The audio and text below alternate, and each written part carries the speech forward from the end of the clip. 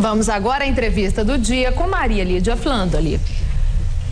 O Senado aprovou lei de cotas que garante acesso de 50% das vagas em escolas técnicas e universidades federais a alunos de escolas públicas. E agora vamos conversar sobre essa questão que já desencadeou muita polêmica com Arthur Zimmermann, que é professor de políticas públicas da Universidade Federal do ABC. Professor, obrigada. Muito obrigado pelo convite.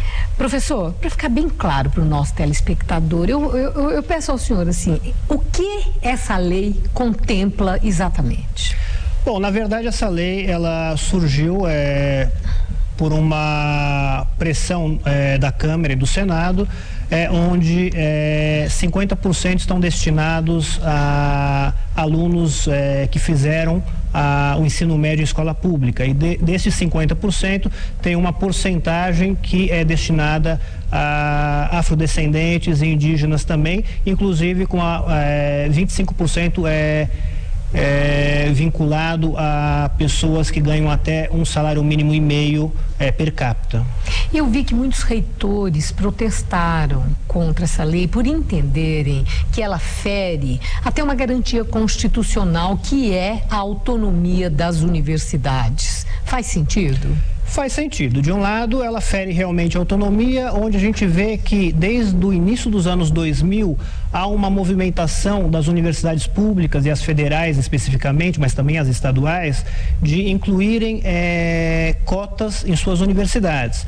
É claro que elas não chegam até esse número que a lei prevê, 50%, mesmo que uma ou outra universidade sim chega. Por exemplo, eu sou da Universidade Federal do ABC, uma universidade que foi criada nos últimos anos, tem 6 anos, com a expansão do ensino universitário público no Brasil, onde que desde o início foi definido que a cota dessa universidade seria de 50%, justamente o número que agora o Senado aprovou e precisa de sanção presidencial. Quer dizer, várias universidades federais já têm a cota, mesmo que muitas delas não tenham os 50%, é isso? Isso varia muito e existem umas mesclas muito grandes, uns ingredientes diferentes, algumas cotas são apenas socioeconômicas, outras são mescladas socioeconômicas com a questão racial, outras incluem também outras medidas aí, como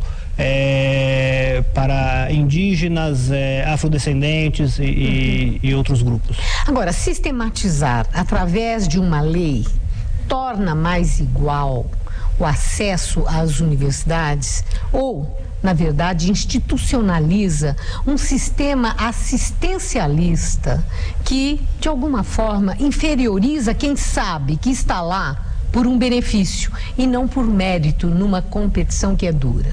Olha, existe a legitimidade para as duas direções, na verdade. Primeiro, isso é uma política pública educacional. Então, o sistema federal tem todo o direito e legitimidade de fazer e propor uma lei como essa. De outro lado, fere, como a gente falou... Sim, isso não está sendo questionado, né? A legitimidade do Senado, no Congresso Nacional. De outro lado, fere a autonomia das universidades, como falamos, onde que já está sendo implantado isso. E cada universidade que está em seu estado específico, tem as suas questões locais. Se você faz uma lei igual para todo o país, onde o país é muito desigual, isso é complicado, mas na verdade o problema está embaixo, ou seja, na educação básica.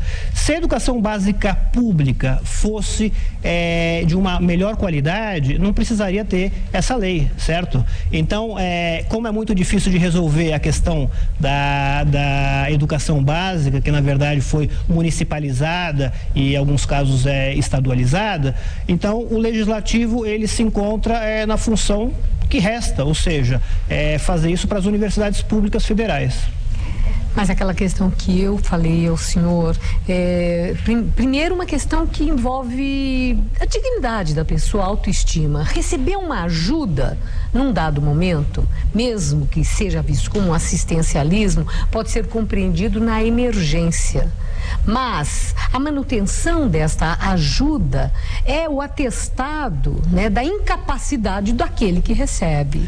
E isso não tem esse lado também humano que precisa ser pensado? O investimento deveria sim, mesmo que seja difícil, na educação para a democratização da capacidade de todos? Sim, mas apenas dar esse 50% para as pessoas e apenas isso não é suficiente, porque você dar o ingresso para o aluno, isso não quer dizer que ele vai sair de lá com o seu diploma.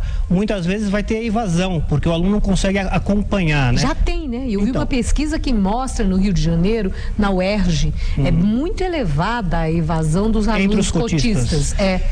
Bem elevada, quase 50%. É uma evasão grande, só que a gente precisa ver o lado positivo dessa questão. Ou seja, quando o aluno entra, os cotistas em geral, eles têm um rendimento muito abaixo dos não cotistas. Só que no final de alguns anos, essa disparidade, né, essa lacuna, ela diminui bastante. Quer dizer, os que permanecem vão até o fim, diminui bastante essa distância. E por si só, esse é um investimento já válido. Mas não basta apenas ter uma lei como essa. A lei, ela tem que incluir outros elementos. O quê? Uma ajuda financeira? Então, na UFABC, na Universidade Federal do ABC, por exemplo, existem vários tipos de ajuda. Uma se chama Bolsa Moradia, porque muitas vezes o aluno vem de fora, precisa sustentar, ou se a universidade não tem dormitórios. Auxílio alimentação também, com subsídio para a pessoa se alimentar. Cursos que sejam tradicionais também no período noturno, para dar a chance das pessoas trabalharem e estudarem ao mesmo tempo, porque tem as universidades tradicionais, elas muitas vezes não têm cursos noturnos. E bolsas, bolsa permanência, e ajuda também na questão do acompanhamento acadêmico, né, para o aluno não ficar para trás. Enfim, é uma série de medidas que precisam estar acompanhadas dessa lei. Qual seja uma política pública mais ampla. Isso, porque só essa lei não vai ajudar, não. Muito obrigada, professor. Uma boa noite. Boa noite, obrigado. Gabriel.